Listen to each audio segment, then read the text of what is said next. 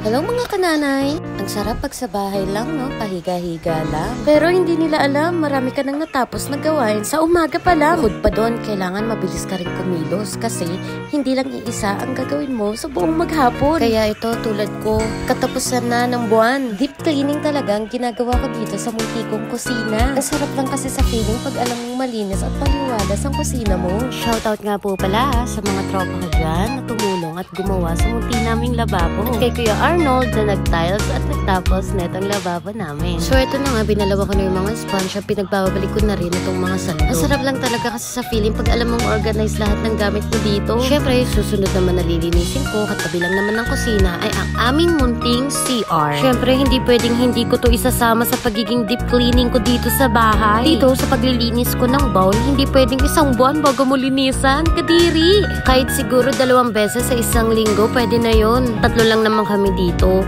Sawa ko, ako, at saka si Melton. Ayan na nga, pati labas na nga ng bowl at loob, talagang kinukuskusan ko. At ito na nga, isinundot ko na yung sahig. Ayan, medyo, na kasi, madulas. Ayan, inuna ko na nga yung powder. Nilagyan ko ng sunrock. Sana, sige, kuskusan mo hanggang sa mauubos ang iyong lakas. Ayan na nga, inurong ko na yung drum na yan. At pagkadami-daming tubig. At ang laman yan ay yung pinag-anlawan namin. Alam nyo yun, makatipid man lang kami kahit man lang sa tubig. Kaya yung pinag-anlawan na yan na yung pinambubuhos namin sa bowl.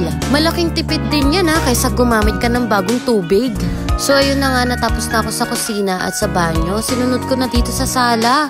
Ayan, vinacuum ko na nga yung sopa namin. Gawa na ang dami-dami talagang balahibo ng pusa. Grabe. At ito na nga yung huli sa labas. Kailangan walis-walisan mo lang yan. Yun lamang po at salamat!